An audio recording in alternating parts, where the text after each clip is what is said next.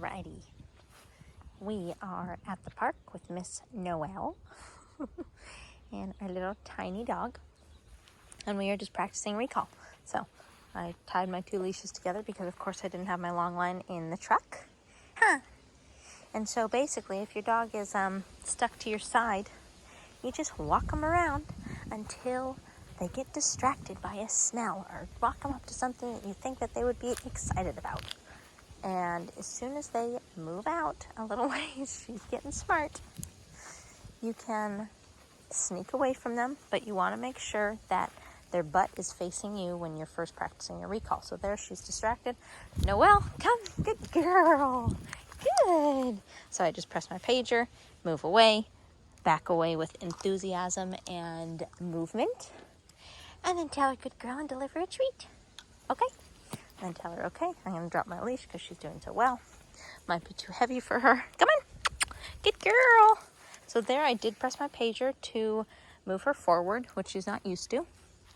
But I did it anyway because I'm actually teaching her to pull through that leash pressure a little bit, which seems opposing to no pulling on my leash. But it's also just one more level of distraction. I want her distracted.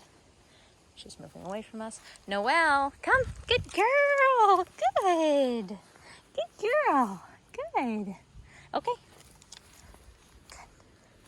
Let her move away. Let her move away. Yeah. Yeah, you're cute. Good girl. Move her around. I could probably take that other leash off of her. Probably could. Let him get distracted, except every time that I talk, she's gonna look back at me. But basically, you let him get distracted, and when, you sneak behind him when their butt is facing you. You can also, if you're in an area where you can throw a treat for her, maybe we can do that over here. Come on. So I press my pager for her little come on. Perfect, she's getting distracted. Maybe not. So she might lose the treats here. You can just walk around. So you can either throw a treat out like that, and she says, no, I know your game. And with a dog who doesn't have a very heavy leash attached, good girl.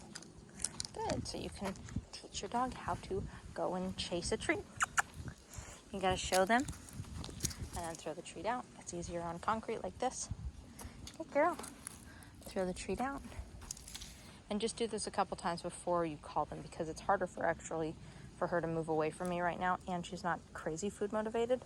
So you can either do that. I've got a video actually of a puppy and tossing food out. He goes and gets the food, and I recall him before he turns back towards me. With her, I can just walk her around because she's much more invested in sniffing. So if you're practicing recall at the park with your dog and they're sticking to your side, you can always teach something else. You can focus on your heel or your downs or whatever, or you can wait for her to move away. Noelle, come, good girl. Good, and I call her into you. Good girl. Yeah, you're so cute. So she's only about, 10 pounds maybe. She's tiny. Tiny, tiny girl. Good girl. So walk back over here. Have her face away from us. Come on. I pressed my pager there for the little let's go or come on. Good girl. Come on. So now we're just practicing something else. It's basically a physical aspect of the cue that you're trying to teach your dog. Good girl. Good. Noelle, down. Good girl. Good. Good. Good girl. Let's go. Good. So I held that pager for the down. Now I'm with my let's go. This is kind of a loose heel.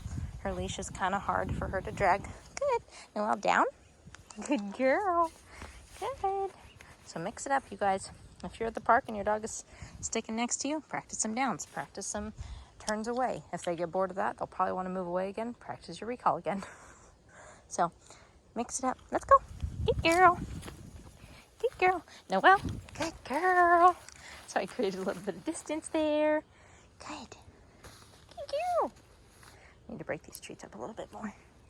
They're tastier and they're huge. Let's go. Good girl. Noelle, down.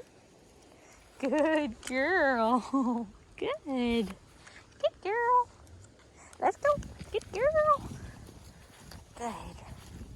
Using lots of praise with her, lots of treats, just to keep it exciting. Good. As you can see, she's really excited about my voice. Come on. Good girl. Take her to a new area that she might want to sniff. Come on. The leash is heavy. She's got to push through it. Oh, no. That's scary. That's scary. The buckle is dragging on the ground. Come on. Good girl. Good. Noelle, down. Come here. So now that she got fearful of the, the buckle, now she's extra scared about everything. Down. Down. Good girl. So you add a little bit of fear to this. There you go. I don't care that she got up. We're still practicing. Good. I can just ask her to down again. Down. Noelle. Good. Down. We got cars going by now. Down. Good girl. We just keep at it. We don't get upset. Oh, she's not going to take the treats anymore because she's scared. So we're going to go back to where she was successful. So between the buckle dragging across the ground and the cars coming by, it was too much for her all at once. She's a very shy little dog. Come on. Good girl. She also has to go to the bathroom. Okay. Go potty. So go back to where she was successful. Keep offering treats. If she doesn't want to take them, keep working the dog, keep working the dog, keep working the dog. Keep offering treats after a little while, and they will get over it. So through this repetition and this work, your dog will become less fearful and will start enjoying this stuff out in the park, even when scary things like a buckle dragging on the ground or cars going by happen. Alrighty, you guys. This is Miss Noelle. She's doing great. We're going to take her to the bathroom. And yeah, she's doing really well. She's just a little nervous girl. Hi, Miss. You're doing so well. All right. This is Recalls and Downs in the Park with Noelle. Talk to you soon.